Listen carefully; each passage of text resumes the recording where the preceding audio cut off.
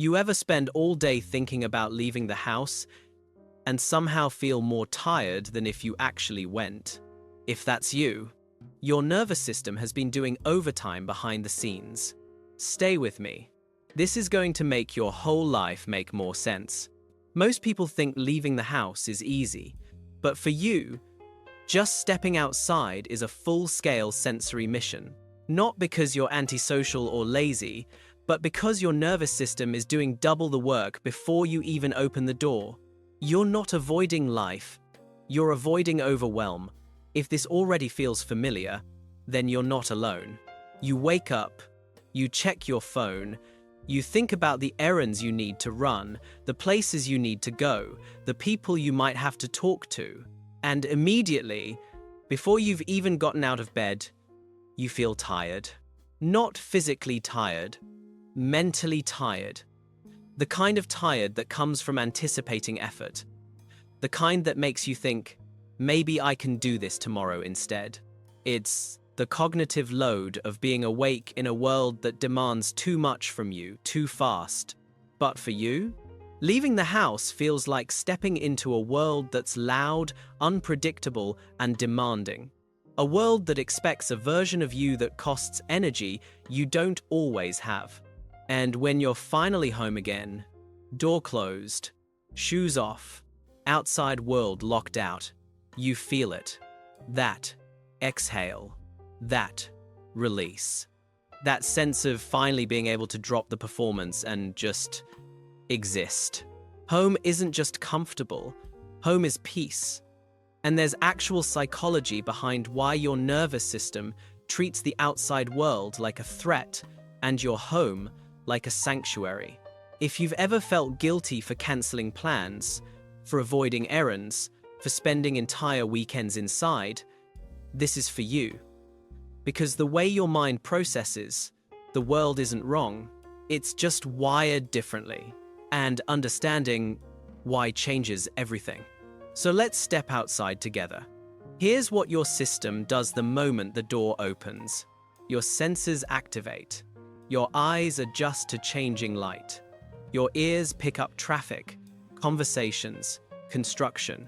Your skin registers temperature shifts and wind. You track movement, cars, people, objects in your peripheral vision. And all of this is happening simultaneously, constantly, without pause. For most people, this sensory overload fades into background noise, but not for you. Your mind doesn't filter it automatically. You keep processing. You stay alert. You treat every stimulus like information that might be important. This is called sensory processing sensitivity. And if you have it, your nervous system is taking in more data than other people's are.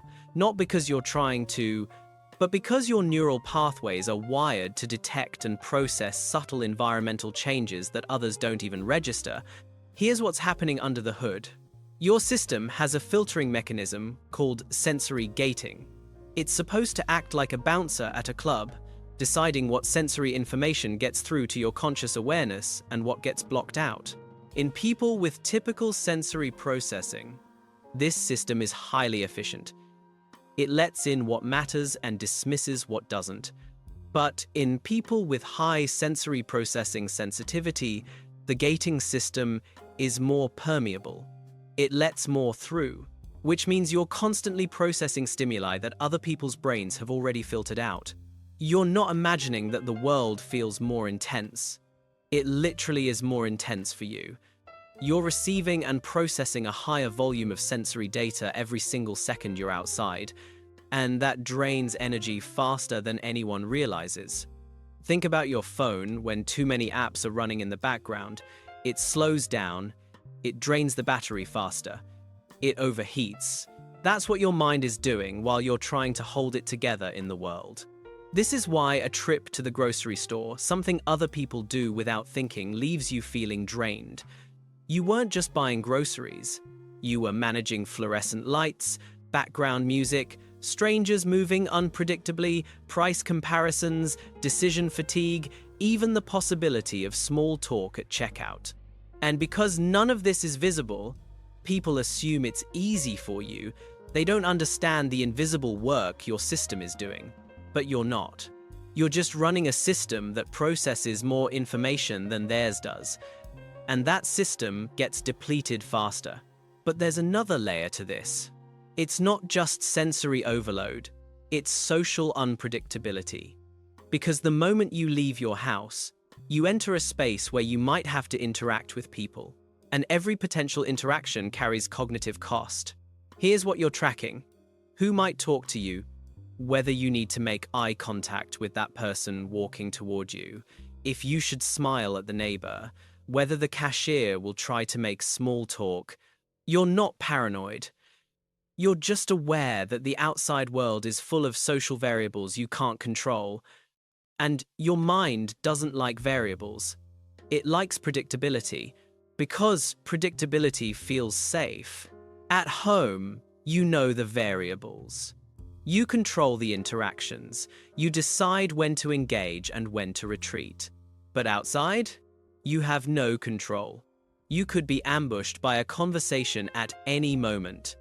And even if that conversation is brief and polite, it still requires you to activate a completely different part of your psychology. Here's where it gets interesting. You operate in different modes depending on context. When you're alone at home, your deep thinking mode is active. The part of you responsible for introspection, rest, internal processing. This is your natural state, the state where your nervous system feels most at ease.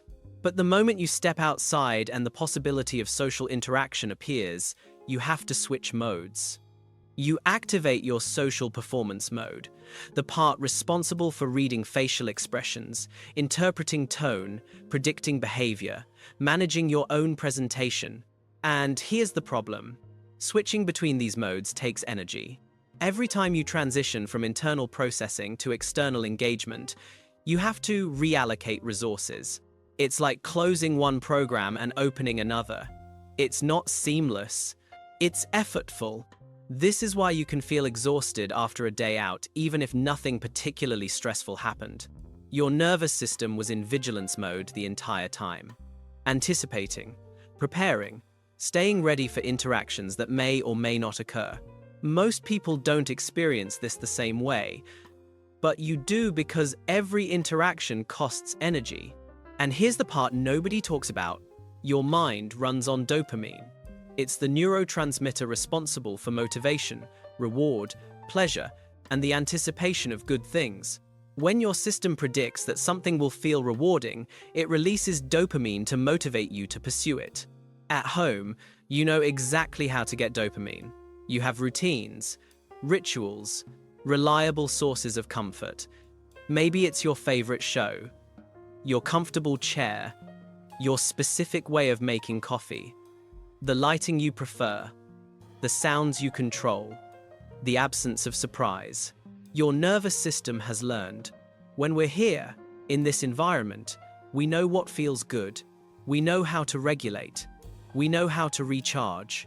That predictability is deeply rewarding, because predictability equals safety, and safety allows you to finally relax and restore yourself. But the outside world? It doesn't offer that same dopamine reliability. Your system doesn't like uncertainty. So when it can't predict a clear dopamine reward from going out, it loses motivation. It defaults to the safer option. Stay home, where the dopamine payoff is guaranteed. Here's the neuroscience behind it. Your reward prediction system is constantly calculating effort versus payoff. When the predicted reward is high and the effort is low, motivation is easy. When the predicted reward is uncertain and the effort is high, motivation collapses. For people who get dopamine from the outside world, novelty, social interaction, new environments, leaving the house feels worth it.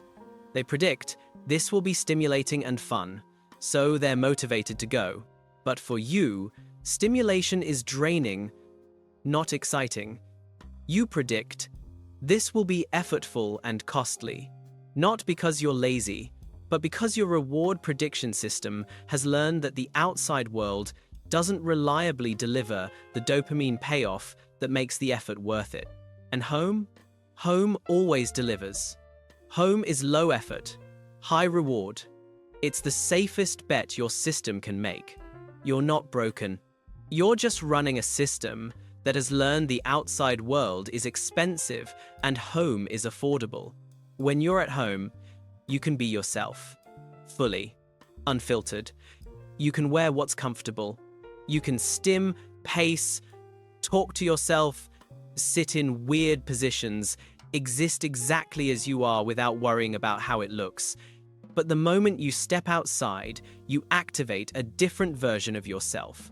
The public version. The version that looks normal, acts appropriate, doesn't draw attention. This is called masking, and it means you're constantly monitoring your body language, controlling your facial expressions, modulating your tone, suppressing behaviors that feel natural but might be perceived as odd. And if you're someone who masks, whether you realize you're doing it or not, you're using a massive amount of cognitive energy just to exist in public spaces. Here's why this matters. Your prefrontal cortex, the part responsible for executive function and self-regulation, is what manages masking. It's constantly running in the background, asking, is this okay? Am I acting normal? Do I look weird right now? And the prefrontal cortex is one of the most energy-intensive parts of your system. When it's working overtime to manage your external presentation, it's not available for other tasks. Which is why, after a day out, even if nothing particularly stressful happened, you feel mentally wiped. You weren't just existing in the world, you were performing, regulating, suppressing, adjusting.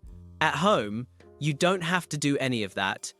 You can drop the mask, you can let your nervous system rest. You can exist without the constant low-level monitoring of how you're coming across. And that's not laziness, that's recovery. People who don't mask don't understand what it costs you to seem normal.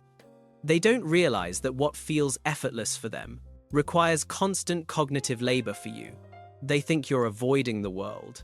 But you're not. You're just protecting yourself from the emotional cost of having to be someone slightly different than who you actually are. Here's where everything comes together. Your nervous system has two modes: sympathetic, activation, alertness, and parasympathetic, rest, recovery, restoration. Most people can toggle between these modes effortlessly. You can't because your system works harder than theirs.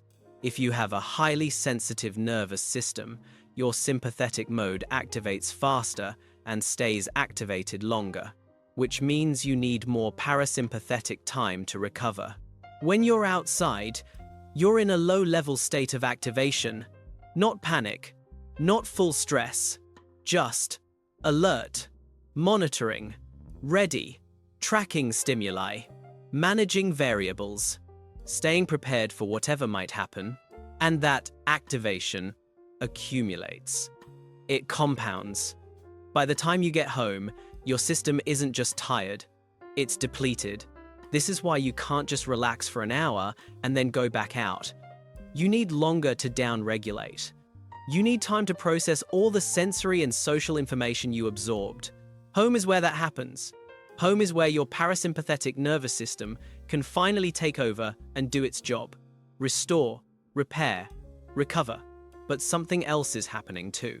If you don't give yourself that time, if you push through and force yourself to keep going out, keep being social, keep engaging with the overstimulating world, you don't recover. You stay in a state of chronic low-level activation, which eventually leads to burnout. This is why rest isn't optional for you. It's not self-indulgence. It's not avoidance. It's a biological necessity. You need more downtime than other people. Not because you're weak, but because you're processing more. And processing takes energy. And energy needs to be restored. Studies show that people with high sensory processing sensitivity require significantly more recovery time after overstimulating experiences. Their nervous systems don't bounce back as quickly. They need longer periods of low stimulation environments to return to baseline. That's not a flaw. That's just how your system works. And the more you honor that, the more you let yourself rest without guilt, the better you'll feel when you do choose to go out. And it all leads to one unavoidable truth. The world wasn't designed for your nervous system. Cities are designed for efficiency, not comfort. Stores are designed to maximize engagement, not minimize overwhelm. Social spaces are designed to be lively, not calming. And if you find those environments overwhelming, you're expected to adapt, to push through, to get used to it. But your mind doesn't just adjust, it works harder. Because you're not processing the same world they are. You're experiencing a louder, brighter, more chaotic version they don't perceive. And constantly forcing yourself into environments that overwhelm your system doesn't make you stronger, it just exhausts you. This is why home feels like such a refuge, because it's the one place where you get to control the environment. Where you can design the space to match your nervous system's needs, instead of constantly accommodating a world that wasn't made for you. At home, you control the lighting, the noise level, the temperature, the pace, the interactions, the stimulation, and that control? That's not avoidance, that's self-preservation. You're not hiding from the world, you're creating a space where your nervous system can finally stop working so hard just to exist. So here's what psychology reveals. If leaving the house feels exhausting, it's not because you're lazy, antisocial, or broken.